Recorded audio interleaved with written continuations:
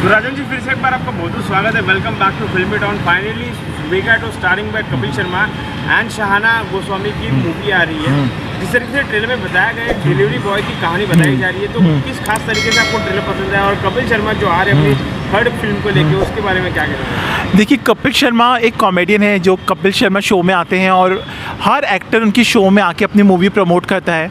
तो आज के वो एक कॉमेडियन से आज वो एक नंबर 1 शो रन कर रहे हैं।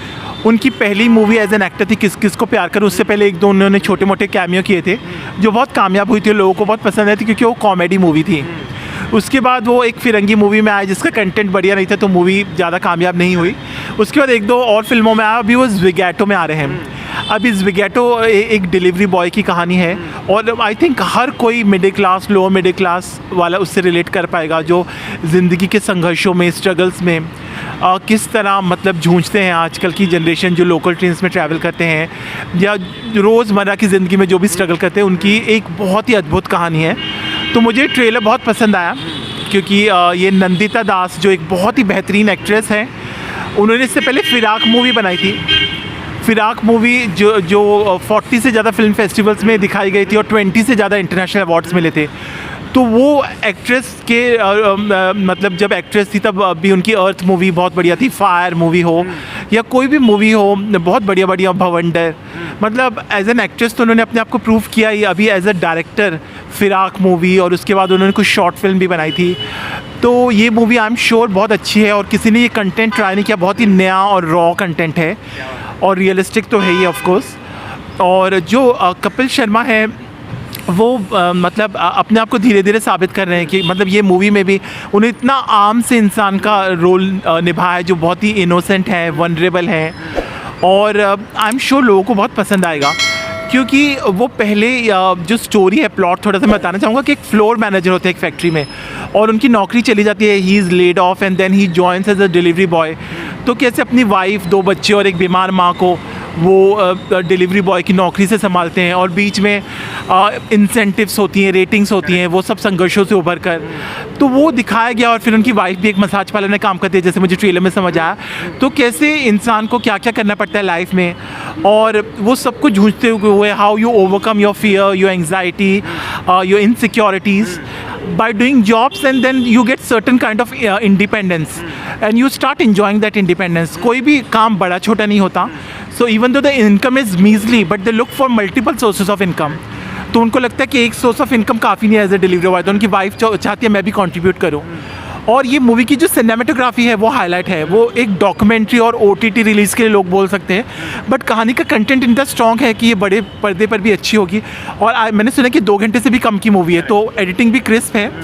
बट मैं सिनेमेटोग्राफर को बोलना चाहूँगा कि इतनी रियलिस्टिक और रॉ मूवी बनाई है। जो इसके सिनेमेटोग्राफर है रंजन पलित, उनकी सिनेमेटोग्राफी और इसके साथ साथ म्यूज़िक, बैकग्राउंड स्कोर भी मुझे अच्छा लगा और जो इसका मेन म्यूज़िक भी है वो भी बढ़िया है। तो मुझे मूवी अच्छी लग रही है। और नंदिता दास जैसे अगर डायरेक्टर हो तो क्या बात है, मतलब जिन्होंने एज एन एक्ट्रेस तो अपने आप को साबित किया, इतनी अनकन्वेंशनल एक्ट्रेस थी who broke the norms, broke the stereotypes and now as an director also she is emerging as a big director. जिस तरीके से बताया गया कि एक डिलीवरी बॉय की कहानी इस पर बताई जा रही है, ऐसा कुछ आपके लाइफ का ऐसा कौन सा इंसिडेंट हो कि आप रिलेट कर पा रहे हो इजीली तरीके से? रिलेट यही है कि रिसेंटली एक हुआ था कि एक बहुत ही मतलब किसी ने आरोप लगाया था डिलीवरी बॉय के ऊपर कि उन्होंने मेरे ऊपर हमला किया। जो बाद में जब हमने पूरा वर्जन सुना, वो एक लड़की का वर्जन था that he hit me and I got hurt. और बाद में जब हमने वो बेचारे इंसान का वर्जन सुना तो उनका एक वर्जन था जिसमें सच्चाई थी और किस तरह उनको धक्का दिया गया था। तो ऐसे लगता है कि delivery boys they are in a hurry to deliver, क्योंकि उनको इंसेंटिव्स मिलते हैं अगर ज़्यादा डिलीवरीज करेंगे। तो वो हम डेली लाइफ में रिलेट कर सकते हैं कि स्विगी, जोमेटो से जो भी डिलीवर करने वाले आते हैं किस तरह उन्हें टाइम से पहुंचना होता है और बीच में ट्रैफिक, और मुंबई का ट्रैफिक आपको पता ही है। तो I think everybody will be able to relate it and I think we should be more considerate, we should be more flexible. जब वो डिलीवर करने आते हैं तो ऐसे नहीं कि आधे घंटे में आपने पिज़्ज़ा डिलीवर नहीं किया तो उसके हम पैसे काट लें, तो बल्कि हमें उनसे सहानुभूति होनी चाहिए कि बहुत सारे फोर्सेस हैं इस दुनिया में जो हमारे कंट्रोल में नहीं हैं। और टाइम, स्पेस, एविडेंस, जैसे मैं अभी आपसे बात कर रहा था पवन जी, तो हमें लगता है कि ठीक है इंसान अगर ठान ले तो कुछ भी कर सकता है, लेकिन बहुत सारे फोर्सेस हैं। अगर कोई बीमार है तो वो काम पे नहीं जा सकता, तो हमें ये समझना चाहिए, और जैसे हम खुद को उस जगह पे रख के एम्पैथी होनी चाहिए, अंडरस्टैंडिंग होनी चाहिए, मैच्योरिटी होनी चाहिए। क्या बात है। ठीक है, जाते जाते इस ट्रेलर को 5 में से कितने स्टार दें? मैं 4 स्टार्स दूंगा क्योंकि मुझे कंटेंट बहुत अच्छा लगा। I don't know why nobody has tried this content. बहुत ही हार्ट रेंचिंग, हार्ट वार्मिंग और दिल दहलाने वाला कंटेंट है कि एक इंसान, मतलब उसमें दिखाया कि कैसे बौखलाए हुए हैं, कंफ्यूज्ड हैं और मतलब डरे हुए हैं। कपिल शर्मा की मतलब कभी रेटिंग्स, कभी इंसेंटिव, इतना कुछ बैलेंस करना अपनी प्रोफेशनल लाइफ, पर्सनल लाइफ, बहुत बड़ा संघर्ष है। तो वही दिखाया गया। बट ये दुनिया में सब कुछ होता रहता है, सब कुछ चलता रहता है।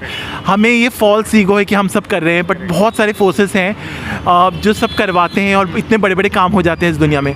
तो इस भावना को अपने मन में रखिए और अपनी ड्यूटी करती जाइए सच्चाई से, ऑनेस्टी से और डिग्निटी से, और कहीं भी कोई गलत रास्ता मत अपनाइए। ये मूवी का संदेश है। क्या बात है। ठीक है, जाते जाते पूरे कपिल शर्मा और पूरे टीम को आप कैसे बधाइयाँ देना चाहेंगे? क्या आपकी देखिए, ये मूवी आई थिंक 23 मार्च को आ रही है, तो I am looking forward to this movie. और कंटेंट बहुत ही स्ट्रॉन्ग है। मैं चाहता हूँ कि ऐसा रॉ, रियलिस्टिक, रिलेटेबल कंटेंट आए ताकि लोग देख के इससे समझ पाएँ, सीख ले पाएँ। क्योंकि हमारी ज़िंदगी में आजकल बहुत कम ऐसी मूवीज़ आ रही हैं, रीमेक्स आ रही हैं ज़्यादा, और वो कामयाब नहीं हो रही है। दृश्यम 2 का जो कंटेंट था वो बहुत ही ज़्यादा स्ट्रॉन्ग था, वो कामयाब हो गई। बट आप शहज़ादा देखिए या सेल्फी मूवी देखिए, वो इतनी कामयाब नहीं हुई। तो ऑडियंस को कुछ नया चाहिए, and now only content driven movies will work. जिस तरह की मूवीज़ में आयुष्मान खुराना, राजकुमार राव, इस तरह के एक्टर्स आते हैं जो बहुत ही मतलब जिसकी पर्सनैलिटी वगैरह इतनी कुछ खास नहीं है, बट कंटेंट स्ट्रॉन्ग है। अंधाधुन मूवी देख लीजिए और उनकी एक्टिंग लाजवाब है। तो it strikes the chord with the audience. Thank you so much Rajan ji for your honest. Thank you.